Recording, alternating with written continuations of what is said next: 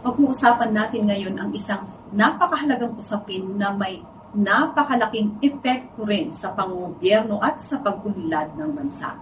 Ito ang political patronage.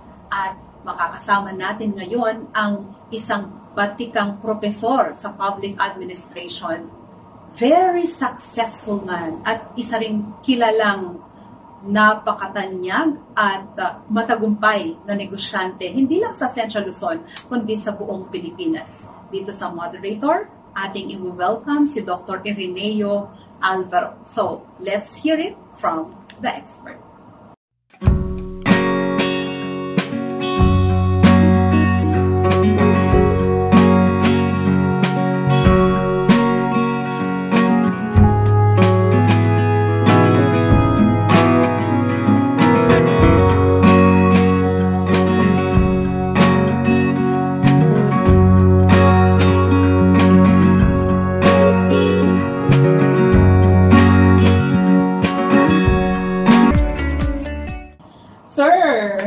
Salamat po sa pagpapaunlak at nandito tayo ngayon.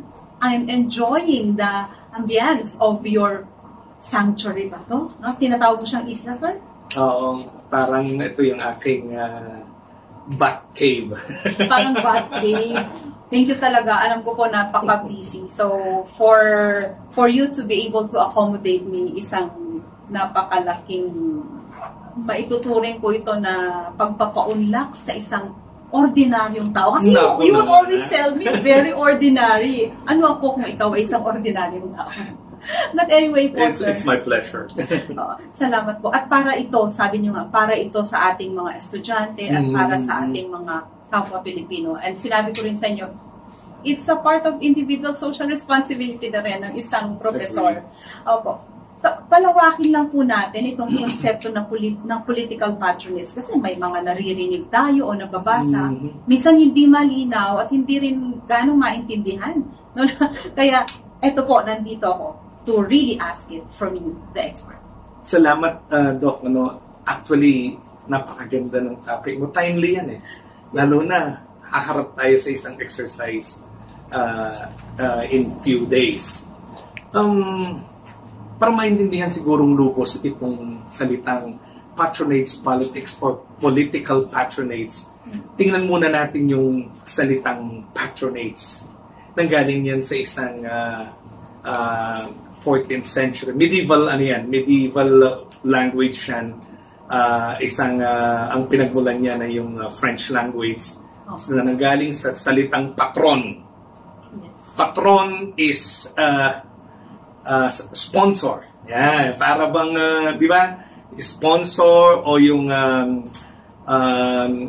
boss sa mga Kastila, kapag sinabi mong patron, yan naman yung religious na merong ginawa sa isang panahon, kaya sila ay pina-follow nila yung patron na yon.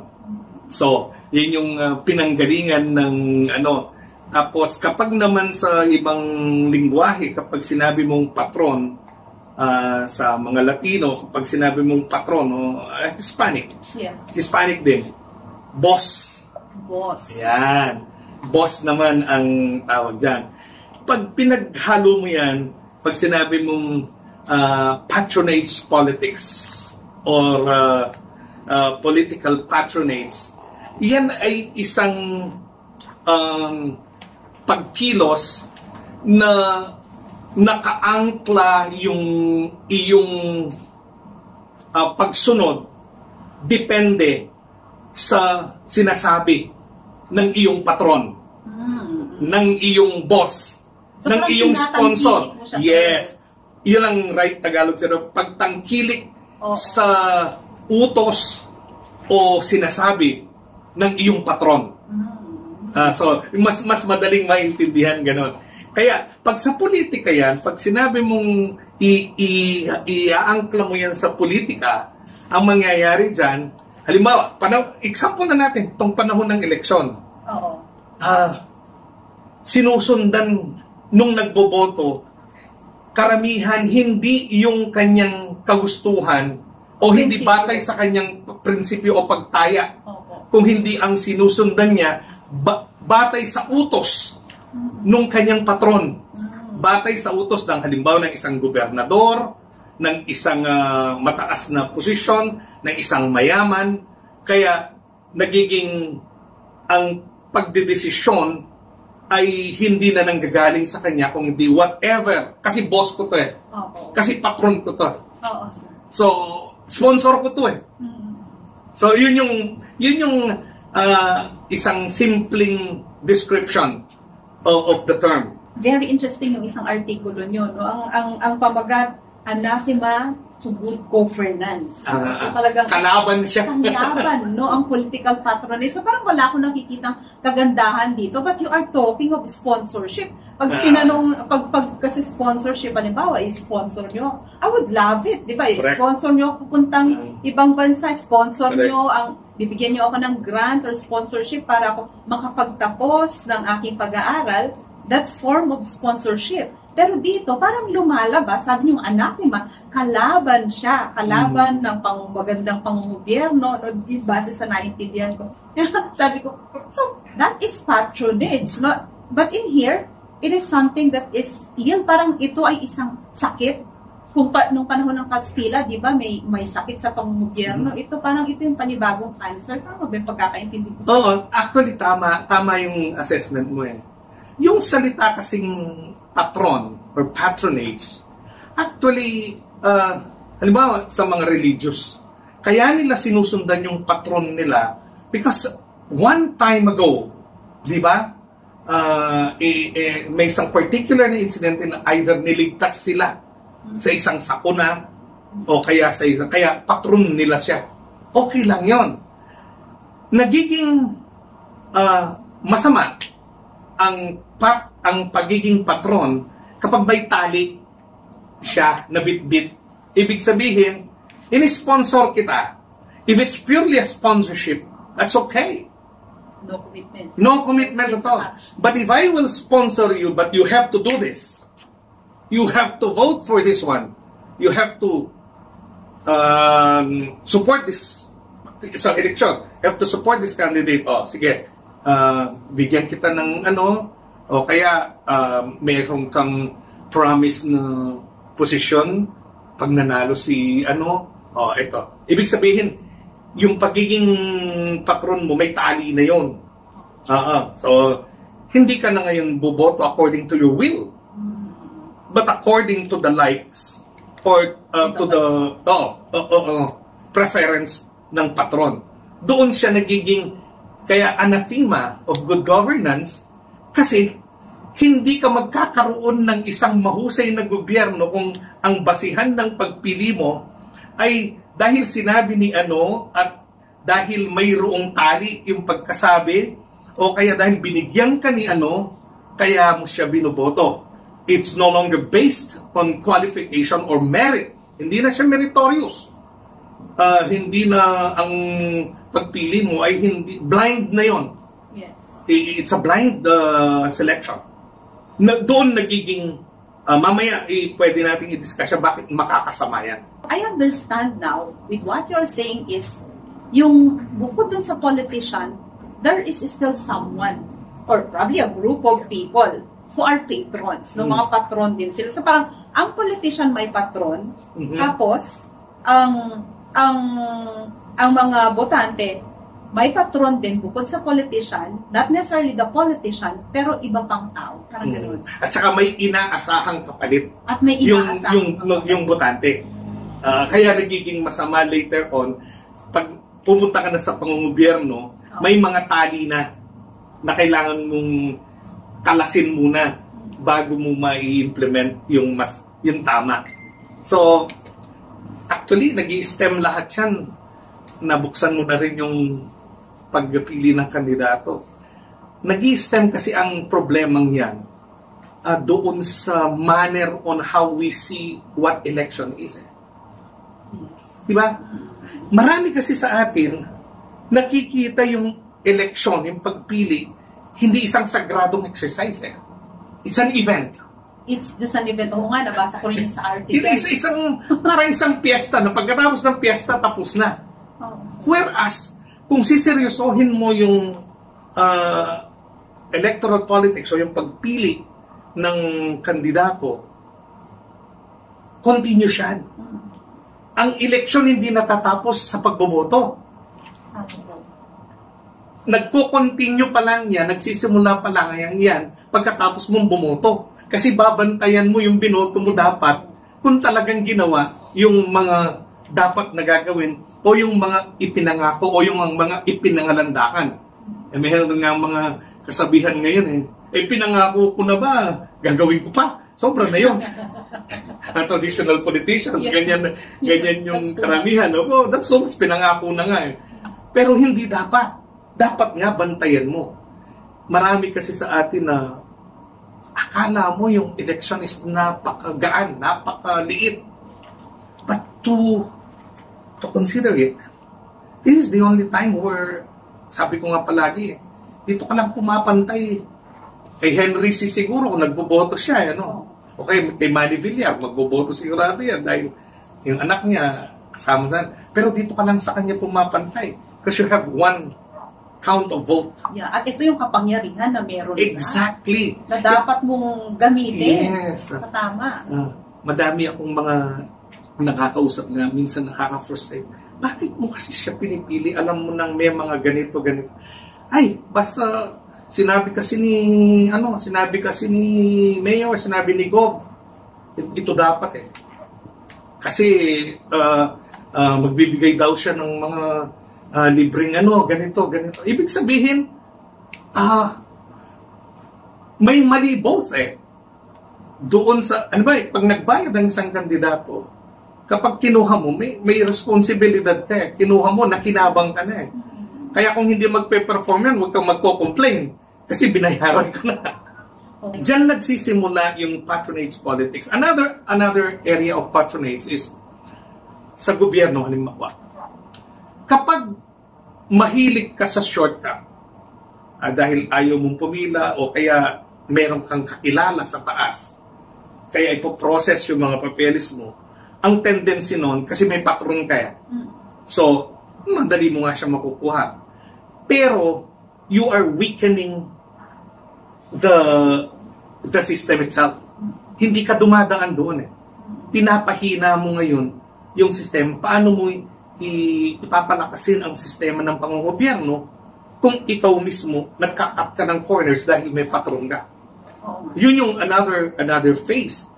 Maraming phase kasi. Which is unfair to yes, other people. Maraming phases yan Yun lang, halimbawa, sa pagpili ng kandidato, dahil patron mo si Mayor o patron mo si ganito, ibig sabihin, may maraming mga hindi qualified na nakakapasok sa gobyerno. Because of patronage. Because of patronage. And why, ngayon pupunta ako, bakit nagiging anathema of good governance? Kasi pag nangyari yon, dahil patron ang ginagamit mo sa pagpasok mo, kahit hindi ka qualified, soon, ito, paborito ni Randy David, soon, sabi niya, we will be flooded by morons and imbeciles in government. Nakakalungkot, sir? Nangyayari na. Actually, nangyayari na. Very obvious na ngayon. I don't have to tell you who they are. But then again, they're obvious na dahil nakapasok, dahil sa patron. At hindi nila alam ang kanilang ginagawa Exactly. kung nasan sila ngayon. Exactly. And who suffer? Ang mga tao. So paano mo mapapaano yung good government ngayon? Yes, sir. Paano ka magkakaroon? Kaya anathema ang ginamit kong term. It's a total, irony. Siya? Kalaban talaga. Kalaban talaga. Pati rin sa pagpili ng mga kandidato. Kapag pinili mo yung kandidato, based not on the experience, o hindi mo talagang tinaya dahil lang may inaasahan ka, either may inaasahan ka dahil o siya yung patron mo o mayroon kang patron na nagsabing ito, soon, pag umupo yan, baka hindi man alam kung ano gagawin Diba? May joke nga ako sa mga estudyante ko pag pinag-uusapan namin yung ba 3 years, di ba maiksi? Sabi ko nga, oh yes, especially to the traditional politician, that's too short. Why? Because when you only have 3 terms, sabi kong ganon, 3 years sa term mo, sabi ko, the first year is the what they call the learning period, the adjustment period. The second year is the learning period.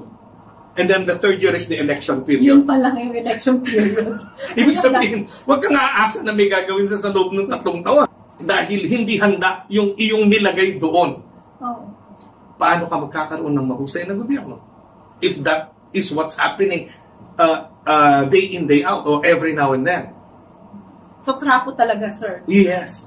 Natuwa nga ako dun sa paggamit nyo nung salitang trapo na parang parang gusto ko ibahagi nyo kung paano yung sinulat nyo. Kasi sabi nyo parang they don't even deserve yung trapo. Parang mas marangal pa ang isang trapo. Bakit kasi, sir? Hindi kasi, ang isang description nga, meron akong kaibigan na dating panahon ni President Aquino, naging secretary siya, nakasama ko siya sa Sweden doon sa pag-aaral namin sa parliament. Anyway, sabi niya sa akin, alam mo kung ako magdi-describe sa mga trapo? Trapo is traditional politician eh. Yes. Sabi niya, may hahambing naiinsulto ang totoong trapo. Sabi, trapo is the basahan in Tagalog. Yes. Kasi sabi niya, ang trapo, yung basahan, kapag dinaan mo yan sa mesa, wina-wipe niya yung dirt. Eh yung traditional politician, sabi niya, pag dumaan sa mesa yan, nag-iiwan ng mga dumi. Kaya huwag mong ihambing ang trapo sa basahan, sabi niya, dahil may insulto ang basahan. Ang basahan. Grabe, di ba?